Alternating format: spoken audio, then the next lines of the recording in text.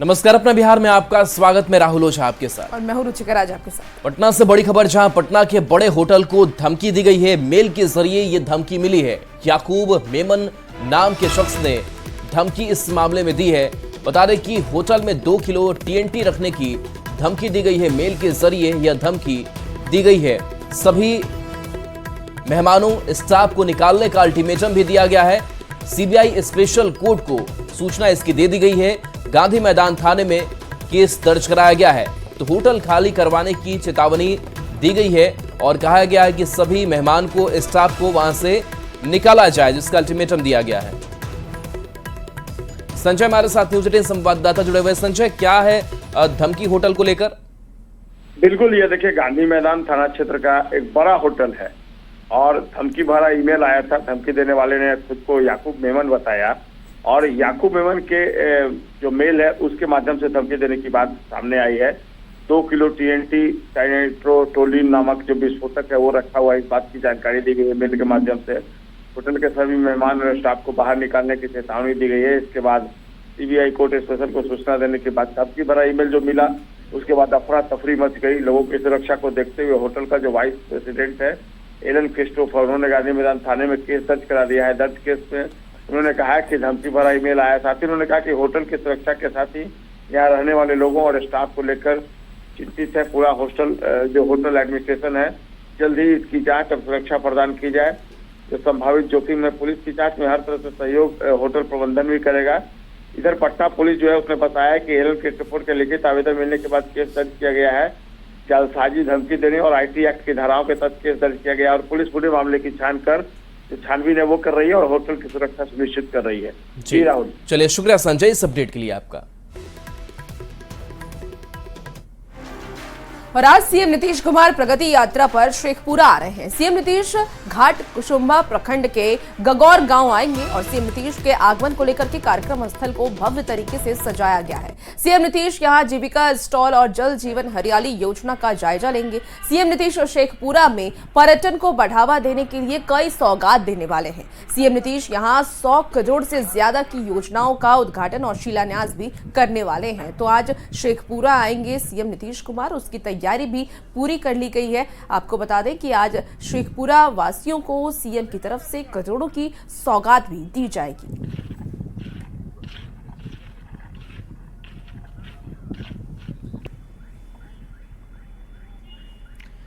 तो आज लखीसराय में भी CM की प्रगति यात्रा है। बालगुदर पंचायत CM नीतीश कुमार आएंगे, जहां करोड़ों की योजनाओं की सौगात CM देंगे। कई योजनाओं का शिलान्यास और उद्घाटन किया जाना है। किऊल नदी पर ओवर ब्रिज की सौगात मुख्यमंत्री नीतीश कुमार देंगे। तो CM नीतीश कुमार की प्रगति यात्रा और इस प्रगति यात्रा की तैयारी पूरी कर ली गई है। लगातार जिलाधिकारी ने निरीक्षण किया। प्रशासनिक व्यवस्था दुरुस्त है और इन सबके बीच आज कई योजनाओं का शिलान्यास उद्घाटन लखीसराय में। इसके साथ साथ जीविका दीदियों से संवाद भी मुख्यमंत्री नीतीश कुमार करेंगे। एक सकारात्मक सोच रहती है आदरणीय ललन। और इसी बीच पटना से बड़ी खबर आ रही है। सूत्रों के हवाले से ये बड़ी खबर आपको बता दें, आज से शिक्षकों की ट्रांसफर प्रक्रिया शुरू होगी। ट्रांसफर पोस्टिंग सॉफ्टवेयर ट्रायल सफल हो गया है और आज शिक्षा विभाग शाम तक लेटर जारी करेगा। ट्रांसफर पोस्टिंग गाइडलाइन के साथ शेड्यूल भी जारी हो जाएगा और आपको बता दें कि फेज वाइज सॉफ्टवेयर से ये ट्रांसफर किया जाना है। शिक्षकों का ट्रांसफर कुल 1,90,000 ट्रांसफर के लिए आवेदन मिले हैं और आज से ट्रांसफर पोस्टिंग की प्रक्रिया शुरू होगी। सक्षमता और BPSC शिक्षकों का ट्रांसफर होना है। तो बड़ी खबर इस बीच आपको बता रहे हैं, पटना से जुड़ी हुई आपको बड़ी खबर, शिक्षकों से जुड़ी हुई बड़ी खबर है, जहां 1,90,000 शिक्षकों का ट्रांसफर होना है। आज से ट्रांसफर प्रक्रिया शुरू होगी। ट्रांसफर पोस्टिंग को लेकर के सॉफ्टवेयर ट्रायल भी पूरा कर लिया गया। राहुल गांधी जगलाल चौधरी की जयंती समारोह में शामिल होने के लिए दूसरी बार पटना पहुंचे, पर राहुल जिस आयोजन में शामिल हुए उससे स्वतंत्रता सेनानी के सम्मान से ज्यादा अपमान की बातें निकलकर सामने आई। आखिर क्यों आयोजन में बातों को लेकर के सवाल उठ रहे हैं, समझिए इस रिपोर्ट के जरिए। लोकसभा में नेता प्रतिपक्ष और कांग्रेस सांसद राहुल गांधी 18 दिन में दूसरी बार पटना पहुंचे थे। मौका था स्वतंत्रता सेनानी और दिवंगत कांग्रेसी नेता जगलाल चौधरी की 130वीं जयंती पर आयोजित कार्यक्रम का। कार्यक्रम में राहुल ने स्वतंत्रता सेनानी जगलाल चौधरी को श्रद्धांजलि दी, पर जिस शख्सियत को नमन करने राहुल पहुंचे थे, उनके बेटे को ही मंच पर जगह नहीं मिली। यही नहीं, राहुल गांधी ने जगलाल चौधरी के बेटे से मुलाकात भी नहीं की। हमको मंच पर नहीं जाने दिया गया। आपके पैर में भी तकलीफ है? बहुत तकलीफ है, मैं चल नहीं पाता हूँ। इतना ही नहीं, भाषण की शुरुआत में ही राहुल गांधी ने स्वतंत्रता सेनानी के नाम को भुला दिया। राहुल ने 2 बार जगलाल चौधरी को जगत चौधरी कहकर संबोधित किया। दर्शक दीर्घा से आवाज उठी, तब राहुल गांधी ने सॉरी बोलकर भूल सुधार किया। जगत चौधरी जी, महात्मा गांधी, जगलाल चौधरी जी, जगलाल चौधरी। इधर भूदेव चौधरी को राहुल गांधी से मिलने से रोकने पर बीजेपी ने जोरदार हमला बोला है और अपमान का आरोप लगाया है। जगलाल चौधरी जी के कार्यक्रम में आए थे, आप उनको सम्मानित करने आए थे या उनको अपमानित करने आप आए थे, ये बताना चाहिए आपको। उनके पुत्र आपके पार्टी के कार्यकर्ताओं से, आपके सुरक्षा कर्मियों से गुहार लगाते रहे कि मुझे एक बार राहुल गांधी जी से मिलने दिया जाए, मेरे ही पिता के कार्यक्रम में आए हैं, लेकिन उनके साथ कितनी बदसलूकी की गई, धक्के मारकर वहां से हटा दिया गया। कांग्रेस की अपनी ही पार्टी के पूर्व नेता और स्वतंत्रता सेनानी के कार्यक्रम में जो कुछ हुआ, उस पर कई सवाल खड़े हो रहे हैं। भूदेव चौधरी को मंच पर कुर्सी क्यों नहीं मिली? दिवंगत जगलाल चौधरी के बेटे को मिलने से क्यों रोका गया? राहुल ने स्वतंत्रता सेनानी के परिवार का क्या अपमान किया? न्यूज 18 के लिए पटना से रवि एस नारायण और शैलेंद्र कुमार की रिपोर्ट। जगलाल चौधरी के बेटे का अपमान मामले को लेकर के जगलाल चौधरी के बेटे भूदेव चौधरी को अब आमंत्रण नहीं मिला और इसे लेकर के लगातार सियासत भी हो रही है। आयोजक ने भूदेव चौधरी को आमंत्रण नहीं दिया था। विनोद चौधरी कार्यक्रम के आयोजक थे। न्यूज़पेपर से मिली कार्यक्रम की जानकारी, तो राहुल गांधी के पटना आने की जानकारी न्यूज़पेपर के जरिए उन्हें मिली थी और जानकारी मिलने के बाद वो कार्यक्रम स्थल पर पहुंचे थे। कृष्ण मेमोरियल हॉल में मंच पर जगह नहीं दी गई और जिसे लेकर के वो नाराज भी नजर आए। पहचान बताने के बाद भी और इसको सुनने के बाद भी कोई जगह नहीं दी गई है भूदेव चौधरी को और इसे लेकर के नाराजगी उन्होंने जाहिर की और इसे लेकर अब सियासत भी जोरों पर है।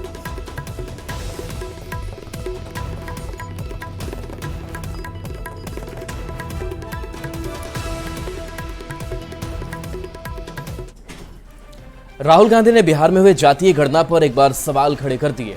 राहुल गांधी ने दूसरी बार जातीय गणना पर सवाल खड़े करते हुए कहा कि किसकी कितनी आबादी है ये जानना जरूरी है, इसके लिए जातीय गणना होनी चाहिए, लेकिन बिहार वाला जातीय गणना नहीं। जातीय गणना देखना है तो तेलंगाना वाला देख लें। राहुल के इस बयान से सियासत सुलझ गई है।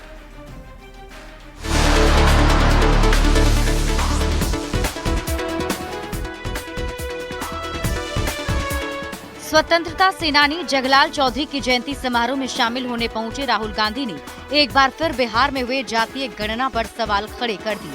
कुछ दिन पहले पटना दौरे पर आए राहुल गांधी ने जातीय गणना को फेक बताया था। अब राहुल गांधी ने जातीय गणना पर बड़ा बयान देते हुए कहा, किसकी कितनी आबादी है ये जानना जरूरी है, इसके लिए जातीय गणना होनी चाहिए, लेकिन बिहार वाला जातीय गणना नहीं। जातीय गणना देखना है तो तेलंगाना वाला देख लें। सबसे पहले ये पता लगाना है कि सचमुच में किसकी कितनी आबादी है और किसको कितनी भागीदारी मिल रही है। और ये पता लगाने का एक ही तरीका है, उसका नाम है जाति जनगणना। और ये बिहार वाला जो जाति जनगणना में इसकी बात नहीं कर रहा हूं। जाति जनगणना देखना है तो तेलंगाना वाला देख लीजिए। इधर राहुल गांधी की तरफ से बिहार की जातीय गणना पर सवाल उठाने के बाद सियासत सुलझ गई। आरजेडी ने राहुल गांधी के बयान के उलट जातीय गणना के आंकड़े को सही ठहराया, लेकिन ये कहकर पल्ला झाड़ लिया कि इन आंकड़ों पर आरजेडी की सरकार सही तरीके से काम करेगी। तो राहुल गांधी जी ने साफ ही कहा, जिन जातिगत गणने के आंकड़े आने के बावजूद भी अगर इस पर काम नहीं करेंगे तो बेहतर नहीं होगा। तो आने वाली जो कल की सरकार है, जो तेजस्वी जी के नेतृत्व में होगा, इसी आंकड़े के अनुरूप हम सशक्त और मजबूत समाज को करने की दिशा में बिहार का बजट भी बनाएंगे। राहुल गांधी के जातीय गणना वाले बयान पर बीजेपी और जेडीयू ने तंज कसा है, तो कांग्रेस ने राहुल गांधी के बयान का समर्थन करते हुए जातीय गणना की रिपोर्ट में गड़बड़ी की बात कही है। बिहार के मुख्यमंत्री आदरणीय नीतीश कुमार जी ने जातीय गणना कराकर पूरे देश में एक मिसाल पेश किया और उसी जातीय गणना का क्रेडिट भाई तेजस्वी जी लेते हैं। तो एक तरफ भाई तेजस्वी जी क्रेडिट ले रहे हैं और दूसरी तरफ आप कह रहे हैं कि हम बिहार वाला गणना नहीं तेलंगाना वाला मानेंगे। बिहार में पूरी की पूरी कांग्रेस पार्टी और इनके अपने साथी लालू प्रसाद यादव और तेजस्वी की पार्टी राष्ट्रीय जनता दल इसी जातीय जनगणना का श्रेय पानी पी पी के ले रही थी और आज वही जातीय जनगणना इन्हें बुरी लगने लग गई। राहुल जी, हमसे आपको कुछ नहीं पूछना है, कृपया आप अपने साथी, सबसे पुराने साथी लालू यादव, तेजस्वी और राष्ट्रीय जनता दल से पूछें। बिहार में जातीय गणना की रिपोर्ट पर राहुल गांधी के डबल अटैक के बाद बिहार की सियासत सुलग गई। राहुल गांधी के बयान को आरजेडी को ना निगलते बन रहा है ना उगलते। वहीं एनडीए राहुल गांधी के बयान पर आरजेडी से सवाल पूछ रही है। न्यूज 18 के लिए पटना से रवि एस नारायण की रिपोर्ट। लालू प्रसाद ने पहली बार अपने बेटे को मुख्यमंत्री बनाने की अपील की है। नालंदा में आयोजित कार्यक्रम में लालू ने दावा किया कि यदि तेजस्वी की सरकार बनी तो बिहार में फ्री बिजली के साथ ही झारखंड की तरह महिलाओं को भी हर महीने 2,500 रुपए मिलेंगे। लालू के बयान पर एनडीए नेता एक सुर में हमलावर है। तेजस्वी यादव को मुख्यमंत्री हम लोग बनाएंगे हर हालत में। आरजेडी अध्यक्ष लालू प्रसाद ने पहली बार अपनी जुबान से कहा कि मेरे बेटे को मुख्यमंत्री बनाइए। नालंदा में आयोजित कार्यक्रम में लालू प्रसाद ने बड़ा बयान देते हुए कहा कि बिहार में अपनी सरकार बनानी है और किसी भी कीमत पर तेजस्वी यादव को मुख्यमंत्री बनाना है। बेटे की सरकार बनी तो क्या कुछ बिहार के लिए होगा, लालू के इस बयान को सुनिए। और हम सरकार बनाएंगे, तेजस्वी यादव को मुख्यमंत्री हम लोग बनाएंगे हर हालत में। महिलाओं को 2,500 रुपया खाते में हम लोग डालेंगे, जैसे झारखंड में डाला।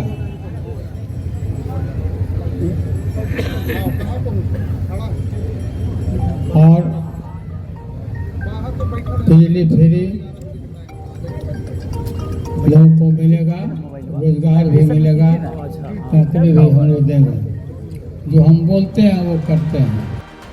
लालू प्रसाद कह रहे हैं कि यदि बेटे की सरकार बनी तो बिहार को फ्री बिजली मिलेगी, झारखंड की तरह महिलाओं को हर महीने 2,500 रुपये मिलेंगे। लालू प्रसाद के बयान पर एनडीए नेता हमलावर हैं। एक सुर में सत्ता पक्ष कह रहा है कि लालू के मन से सत्ता का लोभ नहीं गया, इसलिए झूठे वादे का सहारा लिया जा रहा है। लालू प्रसाद यादव जी और उनके इतिहास को बिहार की जनता बखूबी जानती है। उनकी इच्छा होगी कि उनके सुपुत्र के नेतृत्व में महागठबंधन की सरकार बने, इसलिए झारखंड मॉडल की फ्री योजनाओं की चर्चा कर रहे हैं। लेकिन बिहार की जनता अच्छे से जानती है, ये फ्री में किसी को कुछ नहीं देते हैं। दिन में खुली आंखों से सपना देखना कोई लालू जी से सीखे, खुद तो सजा याफ्ता है। इसलिए बेटा तेजस्वी यादव जी को ये किन प्रकारेण बिहार का मुख्यमंत्री बनाने की राजनीति में लगे हुए हैं। बिहार में मान्यता है कि उम्र के अंतिम पायदान पे झूठ नहीं बोलना चाहिए। आदरणीय लालू प्रसाद यादव जी उम्र के अंतिम पड़ाव में हैं और उन्हें झूठ की खेती जो तेजस्वी प्रसाद यादव जी कर रहे हैं, उनको सींचने में लालू जी मदद कर रहे हैं। बिहार में इसी साल विधानसभा का चुनाव होना है। एनडीए की सधी हुई तैयारी के जवाब में लालू खुद अपने बेटे के नेतृत्व में सरकार बनाने की अपील अभी से कर रहे हैं। पार्टी कार्यकर्ताओं और नेताओं से जी जान से चुनाव में कूदने का मंत्र दे रहे हैं, पर सत्ता पक्ष की ओर से परिवारवाद को लेकर लालू प्रसाद पर ताबड़तोड़ हमले भी शुरू हो गए हैं। न्यूज 18 के लिए नालंदा से अभिषेक कुमार के साथ पटना से विनीता मिश्रा की रिपोर्ट। तेजस्वी यादव ने एक बार फिर बिहार में कानून व्यवस्था पर सवाल उठाया है। इस बार Tejashwi Yadav law and order के मुद्दे को लेकर के राज्यपाल से मिलने के लिए पहुंच गए। राज्यपाल से मुलाकात के बाद तेजस्वी यादव ने कहा कि बिहार में लॉ एंड ऑर्डर डिसऑर्डर है। तेजस्वी के इस बयान पर एनडीए नेताओं ने पलटवार किया।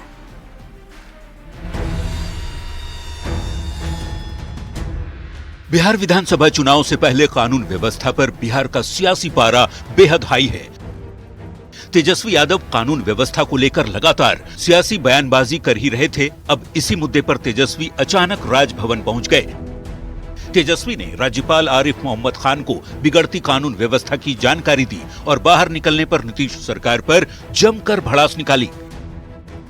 बिहार में जिस प्रकार से लॉ एंड ऑर्डर का क्रिमिनल डिसऑर्डर हो चुका है, पुलिस प्रशासन जनता की सेवा में लगना चाहिए, जनता की रक्षा में लगना चाहिए, तो रक्षक नहीं बल्कि भक्षक बने हुए हैं और पूरी तरीके से अपराधियों का बोलबाला है। ऐसा कोई भी दिन नहीं है जब बिहार में गोलियां नहीं चलती। लॉ एंड ऑर्डर पर सवाल उठाने के बाद तेजस्वी यादव एनडीए नेताओं के निशाने पर आ गए हैं। एनडीए ने तेजस्वी यादव को लालू राबड़ी शासनकाल की याद दिलाई और कहा एनडीए सरकार में अपराधी बख्शे नहीं जाते। अब तो अनाप शनाप बोलते रहते हैं तेजस्वी यादव जी। असल में विपक्ष के पास कोई मुद्दा ही नहीं, मुद्दा विहीन विपक्ष क्या करेगा, कुछ बोलना है इसलिए बोलते रहते हैं। कि घटना कहीं घटती है तो प्रशासन कितनी तत्परता से कार्रवाई करता है यह नहीं दिख रहा है उनको। मान्यवर तेजस्वी यादव जी अपने माता और पिताजी के उस दौर को देखते हुए सयाने हुए हैं जिसमें जाति और धर्म पूछकर लोगों की पिटाई होती थी। माफ कीजिएगा, बिहार उस दौर से बाहर निकल गया है। अब बिहार में नीतीश कुमार जी के सुशासन का दौर है। चोर को जोर से बोलने से उनकी बेगुनाही साबित नहीं हो जाती है। तेजस्वी यादव चाहे कितना हाथ पैर मार ले, जंगल राज की युवराज का तगमा उनसे नहीं हटने वाला है। एनडीए की सरकार में कोई अपराधी बच नहीं सकता। नीतीश कुमार के राज में कानून व्यवस्था की स्थिति लगातार सुधरी है, ये जगजाहिर है। लालू प्रसाद और राबड़ी देवी के राज में कानून व्यवस्था को लेकर आज भी एनडीए आरजेडी को ताने दे रहा है। ऐसे में Tejashwi Yadav law and order को लेकर लगातार सवाल उठा रहे हैं। तेजस्वी यादव नीतीश की ताकत पर हमला करना चाहते हैं। न्यूज़ 18 के लिए पटना से रवियस नारायण की रिपोर्ट। मुंगेर में सीएम नीतीश कुमार ने सौगातों की बारिश कर दी। सीएम ने मुंगेर को 1500 करोड़ की योजनाओं का तोहफा दिया। सीएम ने मुंगेर के लिए कई बड़े ऐलान किए। ये रिपोर्ट देखिए।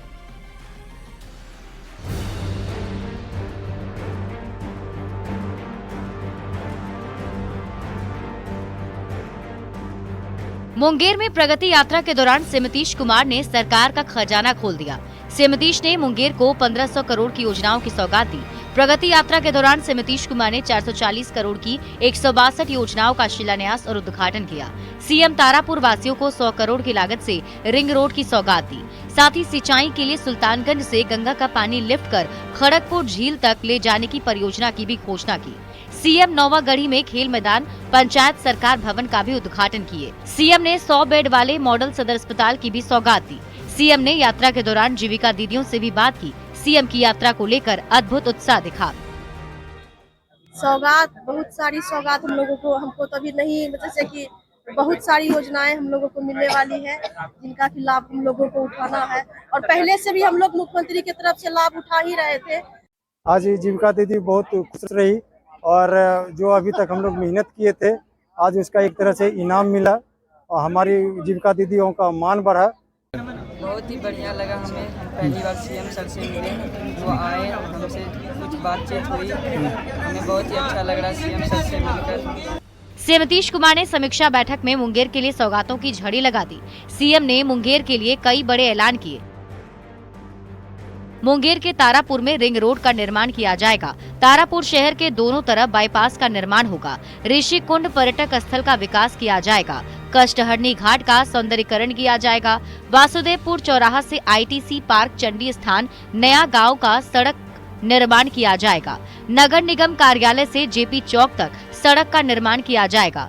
कोणार्क रोड चौक से अम्बे चौक पूरब सराय तिनवटिया सड़क का निर्माण होगा। बिहार योग विश्वविद्यालय से NH 3338 तक 4 लेन रिंग रोड एवं पहुंच पथ का निर्माण किया जाएगा।